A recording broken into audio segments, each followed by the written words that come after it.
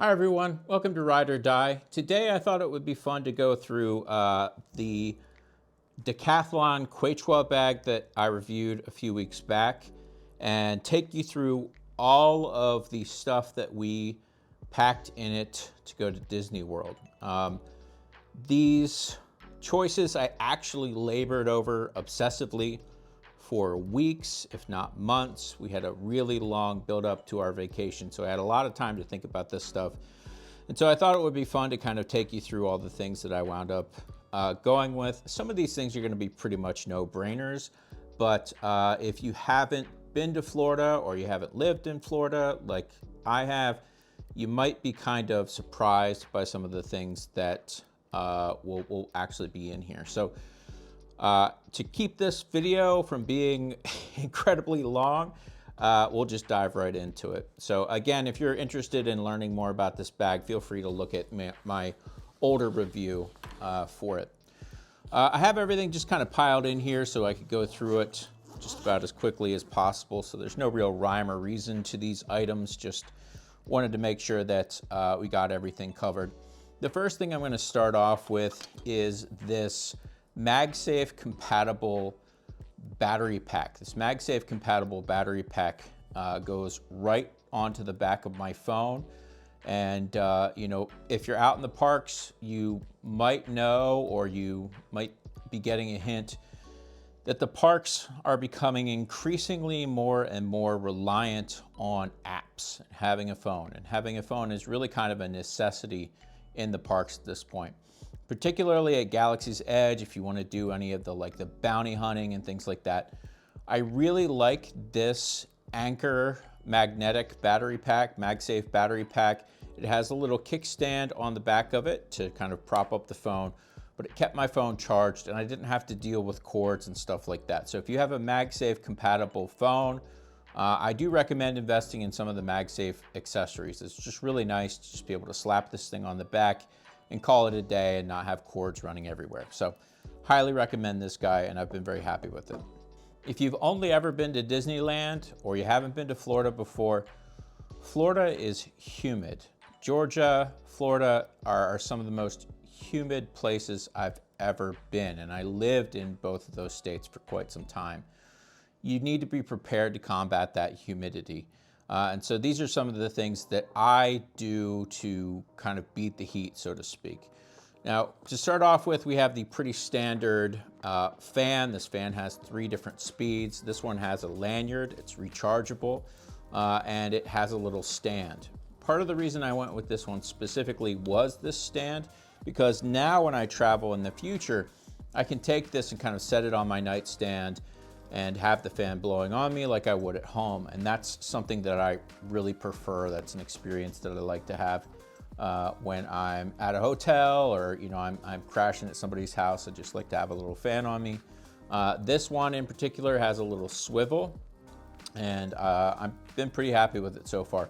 My only gripe with this is that it can get activated very easily. So if you press this button even slightly, it's going to start to go off. And I found at one point that this was just going in my bag and I didn't know it. So just something to watch out for there. In terms of trying to stay cool, we also have the pretty standard cooling towel. These cooling towels work pretty well. I don't always like to use these. And part of the reason for that is that, you know, having a wet towel around your neck will get the ring of your collar kind of wet, and it's not always a pleasant feeling. But if you get one of these, absolutely keep its original pouch. That's where you store the cooling towel when it's wet and you want to try to put it back into its bag. I think sometimes people throw this thing away and they don't think about it, but you want to keep that. It does work. It does keep you cool, but again, you're gonna have basically a wet towel, handkerchief, napkin around your neck. I do have one thing, by the way, that might be a little bit of a no-brainer, but I think it is absolutely crucial. And we'll touch on that a little bit later, but I think it is one of the best investments that I've ever made for travel, period. And it cost only a few dollars. So let's take a look. In terms of beating the heat, there's also just trying not to burn yourself alive in the sun. And so I have a few different accessories here to prevent that from happening. Okay, so these three things in particular I think are a good fit to prevent sun damage. You really are fighting the sun the whole time that you're in Florida. If you are out and the sun is out, there's a good chance that you're going to get burnt. And you really want to avoid that because that can really mess up your vacation. A bad burn can really, really hinder the rest of your vacation. So if you're thinking that you need to put more sunscreen on or something like that, just do it. Just go ahead and do it. I personally lost an entire day of a vacation in the Bahamas to a bad sunburn that was to the extent that I really couldn't walk. My legs swelled up and it was just a really bad experience. So, you know, whatever you can do to try to stay out of the sun. I do recommend a sun hoodie if you're familiar with those. They really help immensely with the sun. If you don't have a sun hoodie, you can get something like this, which is a sleeve. This is kind of like a 90s goth kind of looking aesthetic, but these will just go right up your arm. And if you're wearing a short sleeve shirt, this will help protect your arms from the sun. This is the equivalent of about an SPF 50. I really like these things. They're not super fashionable, but they work really well. And I really like having this on my arms instead of a heavy layer of kind of goopy sunscreen. But along those lines, you do want to just bring your regular old sunscreen of some type. This is a small travel bottle. If you're planning to get onto a plane, keep in mind that, you know, this is something that has to be TSA compatible. I would assume. I would assume this would be considered a liquid. So that's why I ended up getting this little guy. For my nose and my ears, I actually used this solid sunscreen stick so I could just take it out, rub it on my nose and ears a little bit, because those are particular points for me that tend to get burned. And yeah, it worked really well. Kept me nice and pale throughout my trip, which was incredibly helpful. Along those lines, I do recommend that you bring some sort of a sun hat. This particular sun hat is packable. I got this from Temu. It works pretty well. Basically, this one kind of folds up, and if you open it up like this, you'll be good to go. Any type of sun hat I think will do, maybe any type of hat. One thing I think that people forget about is that the top of your scalp can actually burn in addition to the rest of your body. So preventing that is going to be very helpful. Something like this will cover your ears and help to make sure that you are cool and comfortable throughout the trip. Moving on from that, following the theme of staying cool, I absolutely recommend that you bring some sort of a water bottle. Any theme park, and I mean any theme park, before you go, look at what is allowed and not allowed in the parks, because that will save you so much time and so much hassle. There's literally no point in putting something that won't work in the parks in your luggage. So thankfully, I did that research when we were going to go to Disney, and I found out that I could take a water bottle like this in. It couldn't have anything in it, but it could not be glass. They do not allow glass in the Disney parks. So this little guy here that came from IKEA that I bought for like maybe $2 has been really versatile and been great for me. We filled it up at the water filling stations or the water bottle filling stations whenever we needed to, and it was a great way to stay cool and hydrated. Along the lines of staying healthy and making sure that you're in tip-top shape, we have this little first aid bag. This first aid bag, I packed this. It's very small. It didn't take up a lot of room in my luggage. And I thought, there's no way I'm gonna use this thing. We won't need it at all. And sure enough, my wife cut herself. I had it. I was able to bust it open, break out a Band-Aid and take care of it. I was able to use Band-Aids a little bit later for some blisters that I had in tandem with some Moleskin. And if you're not familiar with Moleskin, they are to help with blisters. This was absolutely invaluable. Again, this was something that I bought. I put it in my bag and I thought, I'll never need this. And sure enough, the first day I needed these things. So if you develop blisters on your feet, you can wrap these around it. Basically what this does is it prevents friction and chafing from, exacerbating the problem with blisters, or hopefully preventing them from tearing open, or infections and things like that. So this was worth its weight in gold. I'm 100% happy with this purchase. I bought these off of Amazon. They do sell them in a lot of the stores at Disney World. They sold them at the Pop Century Resort shop where we stayed. That stuff was available. In fact, a lot of these things will probably be available in the parks, but they'll be much, much more expensive, and you'll have to kind of make a pit stop in order to get those items. So preparing like this is really gonna make sure that you're able to just get up and go and do the things that you need to be able to do. One thing that I forgot to mention, by the way, is that the water in Florida tastes horrible. As I said, I lived there. The water is just bad. Sometimes it's okay, but a lot of the times that it's bad. So I do recommend that you bring some sort of water flavoring, some way to get that awful taste out of your mouth. I use this Mio Energy stuff. This is kind of a lime, Gatorade-y kind of flavor that has caffeine in it and helps me to stay alert and going in the parks. So this was tremendously helpful as well. In the vein of staying healthy, I always travel with this little Nalgene bottle, and there's an assortment of pills in here to help keep me in tip-top shape throughout my trip.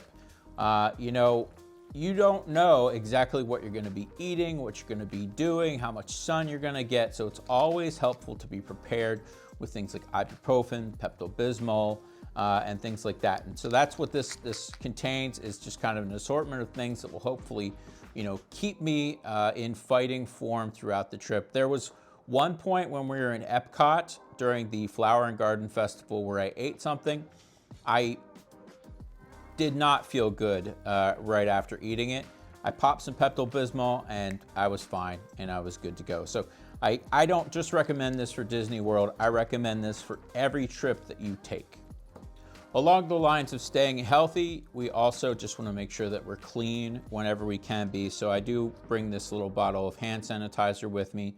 I've been doing that well before the pandemic. It's just a great way to get that sticky feeling off your hands if you need to.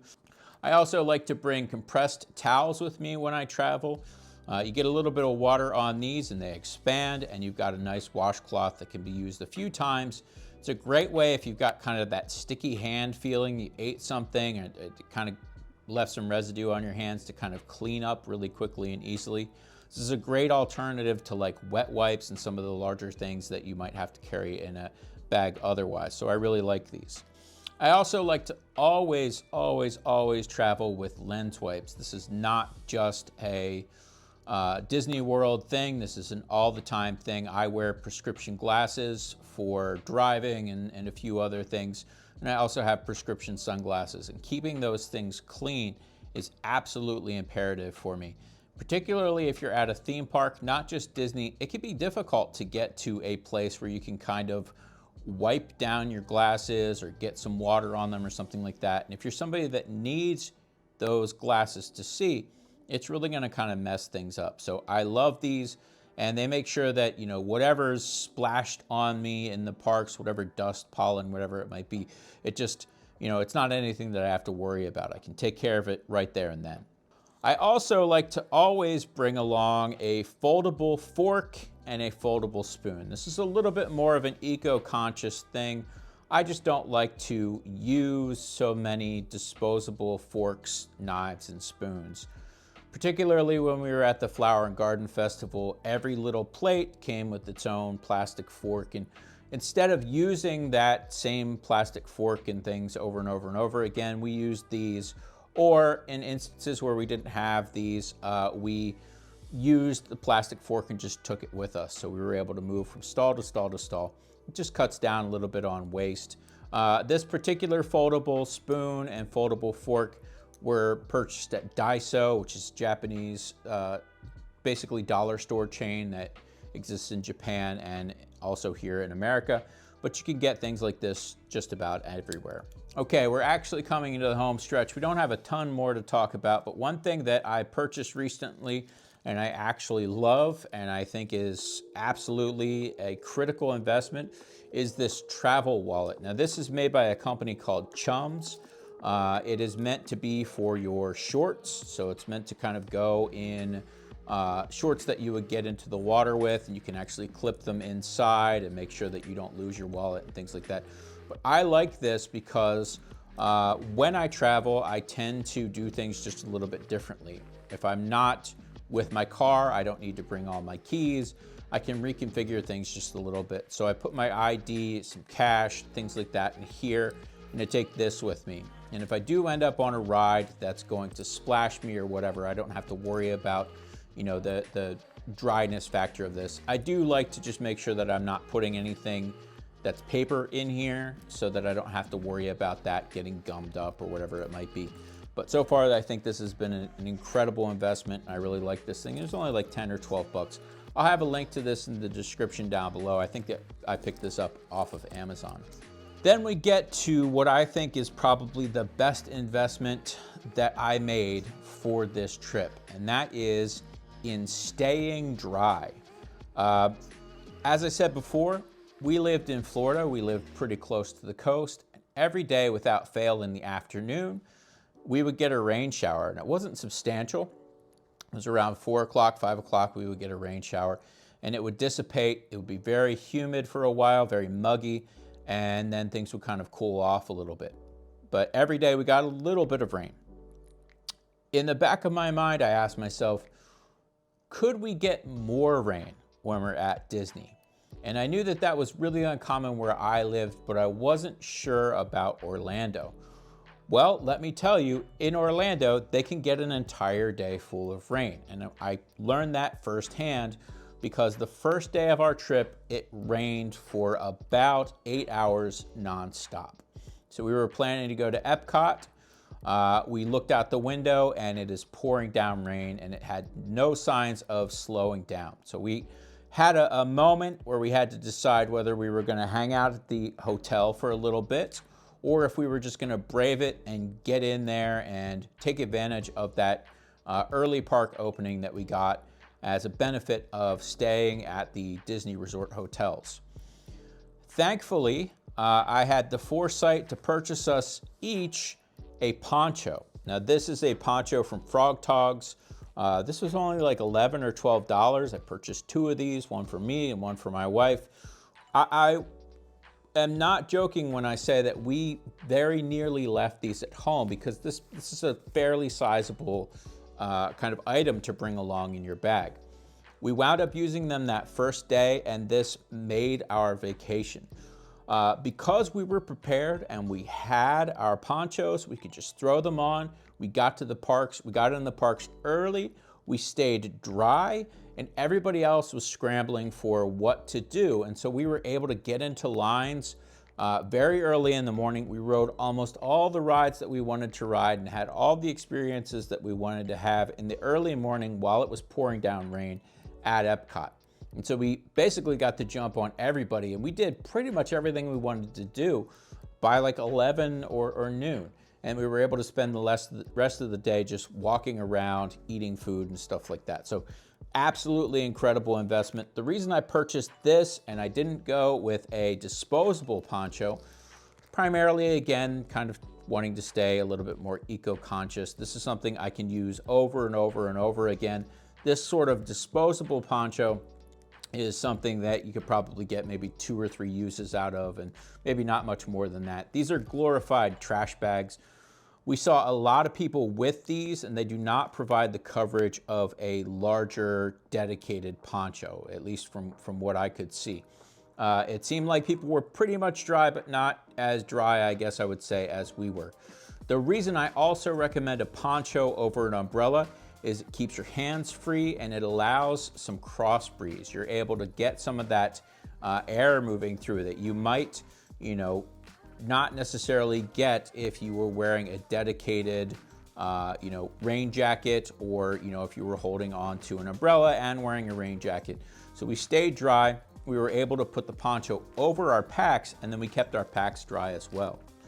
Along that line, I also have this backpack cover. So this is something that goes over the outside of my backpack, keeps things nice and dry. Initially, I had my backpack on the outside of my poncho, and I was able to do that and keep the rain off of it before I moved it underneath the poncho itself. This was only like $4, so you know, this is a no-brainer to me, and it helped, again, keep everything dry. Along those lines, I do always recommend that you bring some sort of a dry bag. This dry bag, I think, came from Walmart. They sell them all over the place. In the event that there was moisture, I could dump my stuff in here, and that's exactly what I did. My electronics and things that I wanted to make sure didn't get wet, I could throw them in here, roll the top down, and clasp this guy to keep that water out of there. And then last but not least, a kind of totem, I guess I would say, a thing that I like to bring with me all the time, and that's a handkerchief. I typically recommend that you just bring a handkerchief. You never know if you're not going to have access to napkins, or if something's gonna happen. Maybe you have excess sunscreen and you need to wipe it up or something like that. But a good handkerchief will, you know, always be ready for you when you need it. So it takes up almost no room. If you don't have one, I seriously recommend that you spend $3 or $4 and pick one up. So I think that's gonna do it for our review of our Disney bag and how we ended up using it at the parks. I, again, think that I used every single item that was in this bag. They all came in very, very handy and basically helped save our trip. So you can't go wrong with a lot of these things. You may have noticed left a lot of things out that might be helpful for children. We don't have children. I assume that if you have kids, you know the things that your kids need and would like to bring along. I left out things like snacks because those things are pretty much no-brainers. You know if you need food or not. But I do absolutely recommend, above all things, to stay hydrated, stay dry, and stay out of the sun. So that's going to do it for today. Thank you so much for hanging out here to the end. If you like this video, please like and subscribe to the channel. That helps me to know if you like content like this. Helps me to know if I should look towards making videos in this vein in the future. And again, thank you for sticking around here to the end. I hope you have a wonderful day.